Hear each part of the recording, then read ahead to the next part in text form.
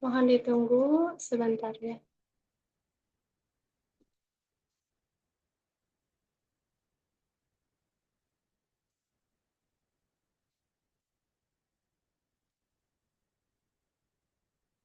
Baik, sebelumnya Ada yang mau mari masuk kita, ke Kak Diti? oh ya, sedang itu, sedang diproses, tunggu sebentar ya. Sudah diizinkan.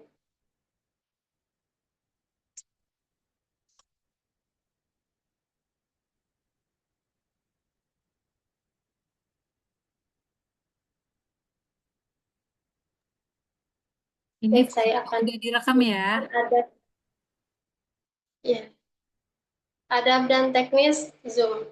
Yang pertama, mohon mikrofon dalam keadaan mute selama pemaparan. Yang kedua, kamera dipersilahkan tapi tidak diwajibkan. Yang ketiga, pertanyaan dapat dituliskan di kolom chat. Dan yang terakhir, sesi tanya jawab akan dibuka setelah pemaparan materi.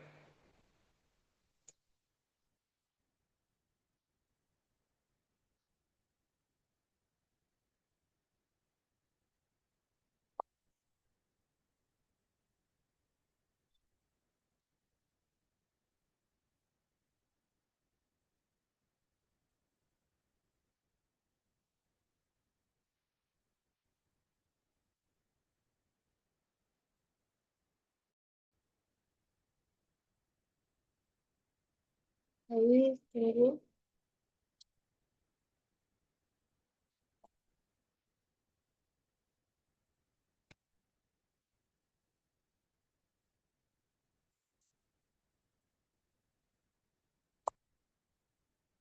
Baik, kita lanjutkan. Ayah dan bunda yang dirahmati Allah, kelas ini hadir sebagai ikhtiar bersama untuk menjadikan rumah sebagai madrasah pertama bagi anak, membantu orang tua mendampingi proses belajar dengan penuh cinta dan kesabaran, menumbuhkan anak-anak yang berilmu, beradab, dan bertauhid. Semoga setiap langkah yang kita niatkan dalam kelas ini bernilai ibadah di sisi Allah Subhanahu wa Ta'ala. Amin.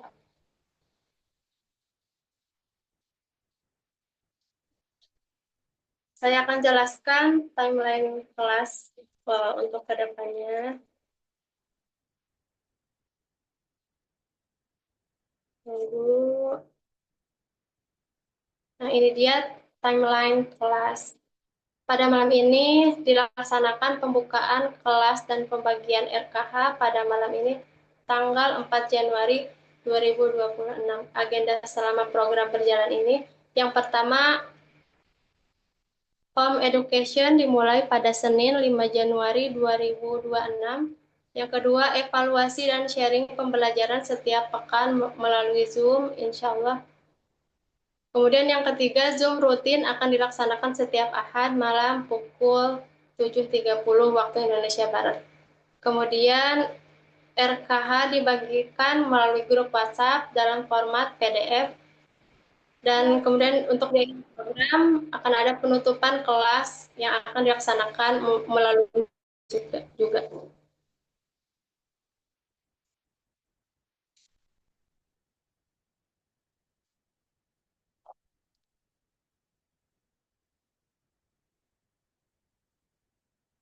Baik.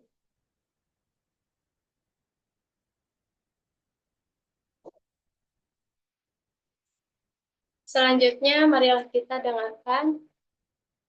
Selanjutnya adalah perkenalan dari pemateri kita pada malam hari ini.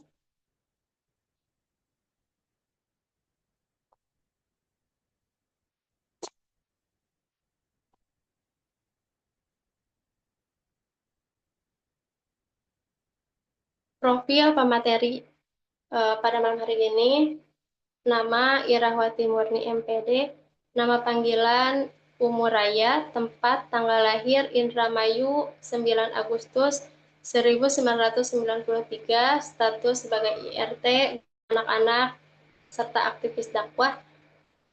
Anak tiga putri, yang pertama Razan Asyaima Raya, yang kedua Gazia Humira Zehra, yang ketiga Naura Salma Latifah. Mohon maaf apabila ada kesalahan. Riwayat pendidikan SDN Gabus Kulon 4 2004 sampai 2005, SMPN 1 Gabus Wetan 2007 sampai 2008, SMKN 1 Gabus Wetan Program Keahlian Multimedia tahun 2010 sampai 2011. Kemudian S1 Pendidikan Agama Islam STAI Dr. Kis Mutakin 2012 sampai 2016. Kemudian S2-nya Pendidikan Anak Usia Dini PAUD Universitas Pancasakti Bekasi yang saat ini sedang menempuh. Kemudian buku dari Kak Irah ini yang pertama puisi yang berjudul Bintang-Bintang Malam, merupakan karya tulis pertama dari Kak Irah ini. Kemudian kontributor buku analogi puisi Kalamu Dalam Kalamku, komunitas One Week One Paper. Kemudian yang ketiga novel My Way pada tahun 2018, penulis dan pengembang materi serta buku pembelajaran stimulasi sensori motorik anak usia dini, merupakan tugas akhir tesis pada tahun 2025. Kemudian moto hidup dalam langkah yang tertatih, ilmu menjadi cahaya, dalam keterbatasan tekad menjadi kekuatan, dalam keterbatasan tekad menjadi kekuatan, siapa yang bersungguh hati menapaki jalan ilmu, maka Allah akan tunjukkan jalan kemudahan yang tak disangka. Manjada wajada. Kemudian akun media sosial dari Kak Ira ini ada akun YouTube-nya, catatan umur raya, serta Instagram Ira umur raya. Silahkan di follow, di subscribe ya teman-teman.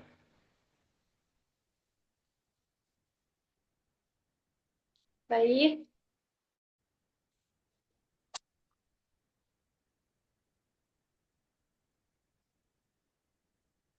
Tunggu sebentar.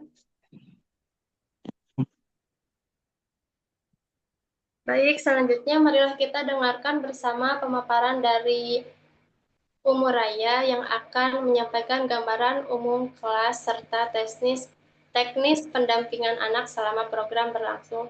Kepada Umur Raya, waktu dan layar kami persilahkan. Tafadhol. Ya, terima kasih Kak Arisma yang sudah tadi mengantarkan Zoom malam ini. Kemudian, Assalamualaikum warahmatullahi wabarakatuh. Eh, Salam kenal untuk bunda-bunda hebat semuanya. Perkenalkan, saya Ira Umuraya. Insya Allah malam ini kita akan belajar bareng dan sharing bareng terkait tentang pendidikan anak usia dini 3 sampai 5 tahun. Nah, boleh teh saya langsung tera itunya, PPT-nya? Baik, tunggu sebentar. Ya.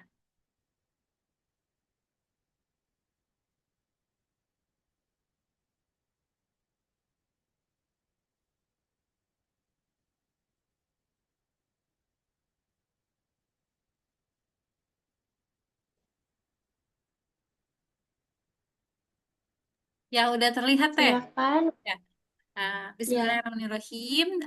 Kelas pendampingan orang tua 30 hari. Karena setiap ibu adalah guru pertama anak-anaknya. Insya Allah tujuan kita ingin menjadi orang tua hadir, sadar, dan terarah. Next teh. Ya, sebelum saya jelaskan ke tataran teknis terkait RKH rencana kegiatan harian kelas 30 hari ini, saya ingin merefresh kembali barangkali bagaimana sih sebenarnya apa sih yang kenapa sih kita mau bersusah payah gitu atau apa yang melatar belakangi kita agar kita itu tetap konsisten untuk melakukan kelas pendampingan kepada anak-anak kita. Yang pertama tentu kita harus memiliki strong why atau alasan yang kuat latar belakangnya. Karena kita seorang muslim, kita meyakini bahwa anak kita adalah amanah dari Allah yang kelak akan dimintai pertanggungjawabannya. Sehingga mau nggak mau gitu ya, kita sebagai ibu, apalagi orang tua, apalagi kita sebagai ibu yang memiliki waktu yang paling banyak dengan anak, mau nggak mau harus upgrading diri gitu dan harus belajar terus bertumbuh terkait tentang terutama tentang pendidikan anak usia dini. Kemudian yang kedua, kemarin saya baca-baca ya pas perkenalan, tidak bisa dipungkiri ya saat ini adalah era digitalisasi di mana kayaknya gen apa ya, kalau anak saya yang bungsu itu gen beta 2025 gitu ya. Nanti mungkin anak-anak kita menjadi gen alpha, mungkin gen beta gitu ya, yang dimana mereka lahir tuh sudah ada handphone atau digital gitu. Nah itu menjadi tantangan yang besar gitu ya. Makanya kita sebagai orang tua, biar tadi tidak terlalu banyak screen time gitu, kita melakukan aktivitas-aktivitas stimulasi untuk anak-anak kita. Kemudian latar belakang selanjutnya itu anak itu ya butuh pendampingan. Jadi bukan sekadar pengasuhan. Jadi kewajiban orang tua itu ya bukan hanya mengasuh ya. Mengasuh itu kan berarti kita kalau masih ASI mengasihi, kemudian juga memandikan gitu ya, kemudian memberi makan, pengasuhan. Bukan hanya pengasuhan, tapi juga pendampingan terkait tentang stimulasi perkembangannya. Jadi bukan hanya masalah pertumbuhan, nambah berat badan, nambah tinggi badan, tapi juga perkembangannya, perkembangan motoriknya gimana, perkembangan sensorinya gimana, perkembangan kognitifnya gimana, emosinya gimana, sosialnya gimana, dan lain sebagainya. Sehingga gitu, udah berangkat dari sini, orang tua itu perlu panduan yang sederhana dan konsisten. Ya, betul. Saya juga dulu awal-awal ketika 2019-20 ya, saya sebelum saya kuliah itu apa sih? Itu ya, apa sih namanya tuh? Bingung gitu, bingung. Tahu nih tapi bingung gimana gimana nanti tuh apa kok belajar bersama anak itu gimana, apa aja sih yang dipelajari gitu ya di bawah 6 tahun itu, apa aja, apakah kita misalkan langsung ngajarin ini apa sih, baca tulis hitung langsung, apa sih, langsung langsung gitu ya, A B C D gitu ya, ataukah bagaimana gitu.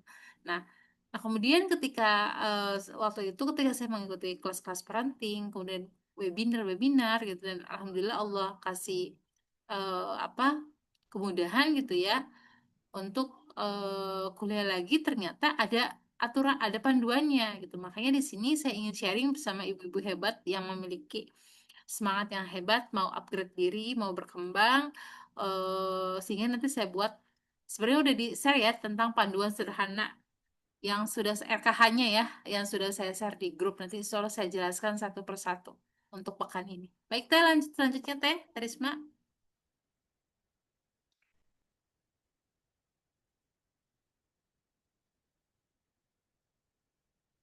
Nah, kemudian yang menjadikan landasan kita kenapa tadi anak itu adalah amanah gitu ya. Karena di sini ada dalilnya, kita seorang muslim, landasannya itu Al-Qur'an, yang dimana dalam surat At-Tahrim ayat 6 itu, jagalah dirimu dan keluargamu dari api neraka. Artinya mendampingi anak itu bukan sekedar mengurus, tapi juga membimbing dengan cinta dan keteladanan yang berdasarkan Al-Qur'an gitu ya. Muaranya tuh akidah kepada Allah Subhanahu wa taala, tauhid gitu, seperti itu. Kemudian lanjut teh, landasan yang selanjutnya itu hadis. Kayaknya ini bunda-bunda hebat semuanya tuh sering banget ya dengar hadis ini, bahwa ternyata gitu ya, apa sih, kata Rasulullah tuh pernah bersabda bahwa setiap orang yang lahir dalam keadaan suci, setiap anak gitu ya, bayi itu lahir dalam keadaan suci. Nah, orang tua lah yang menjadikan mereka itu Majusi, Nasrani gitu ya, Yahudi, sehingga di sini lingkungan terutama orang tua itu memiliki peran yang sangat penting gitu. Makanya apa yang anak lihat, dengar, dan rasakan di rumah itu akan sangat membekas dalam dirinya, terutama di bawah 7 tahun. Next teh.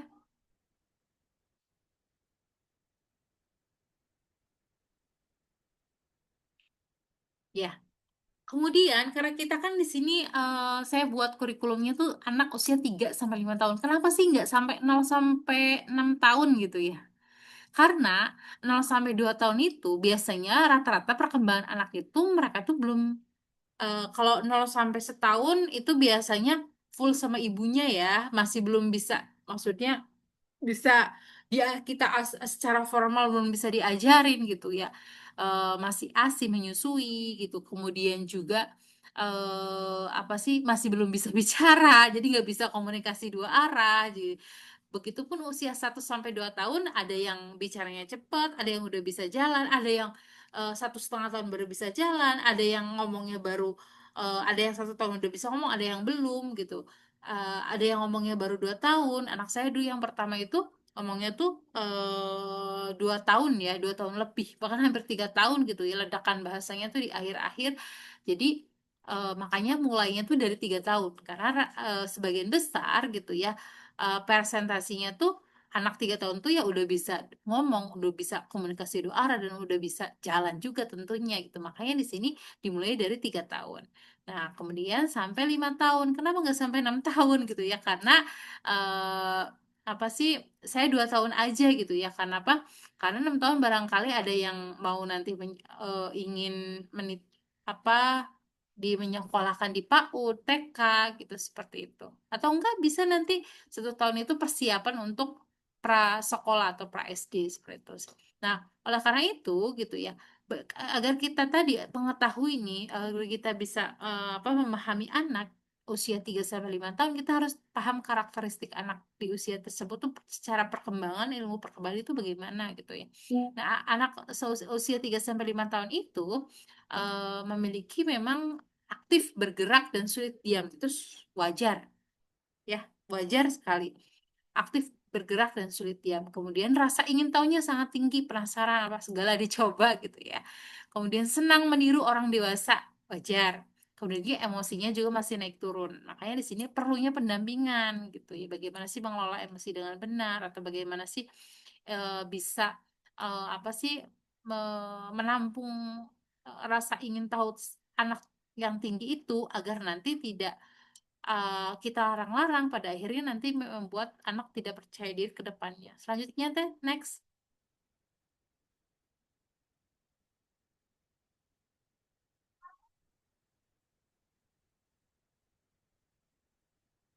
Nah, dari karakteristik anak yang tadi, maka apa sih kebutuhan utama anak 3 sampai 5 tahun ini? Kebutuhan utamanya itu anak itu harus aman, harus aman bersama orang tuanya, merasa orang tuanya itu, dia itu aman ketika bersama orang tua. Kemudian juga perhatian yang penuh, kemudian rutinitas yang konsisten, di berlakukan gitu ya. Kemudian respon lembut dari orang tua, kata-kata emosional adalah fondasi perilaku yang baik. Walaupun pada prakteknya memang tidak mudah ya, saya juga sama, ketika prakteknya itu tidak mudah. Makanya di sini kita bareng-bareng.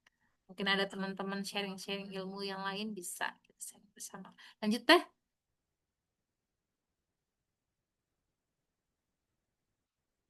Nah, perkembangan emosi anak 3 sampai 5 tahun tuh gimana? Nah, nanti kalau misalkan ibu bunda-bunda semuanya, ketika pada saat udah mulai kelas, kemudian pada di tengah jalan ternyata banyak iklan, misalkan udah menangis atau marah, atau belum bisa mengungkapkan perasaan dengan kata yang tepat, butuh bantuan orang tua untuk memahami emosinya gitu ya.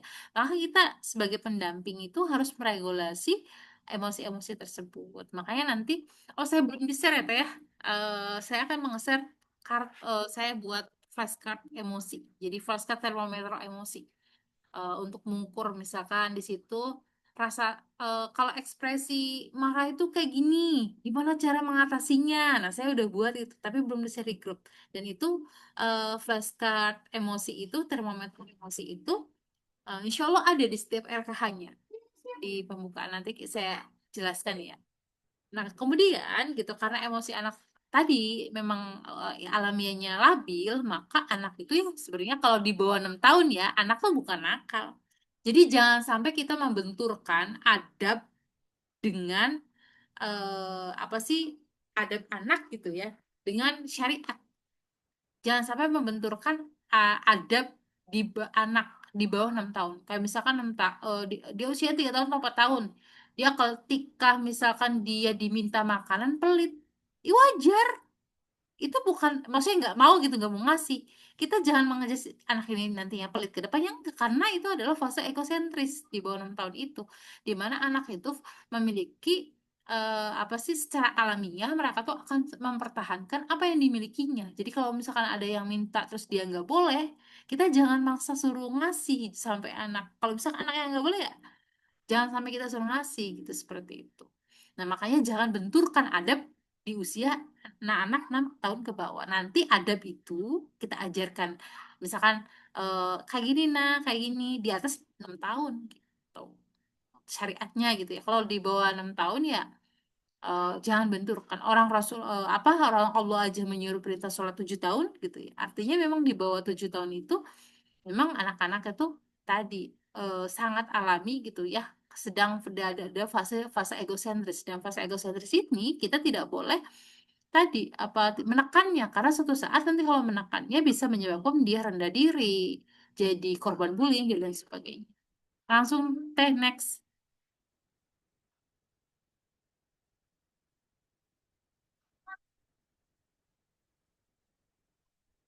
Nah, kebutuhan utama anak 3 sampai 5 tahun. Oh, ini udah teh, udah. Lanjut lagi teh. Kedua kali.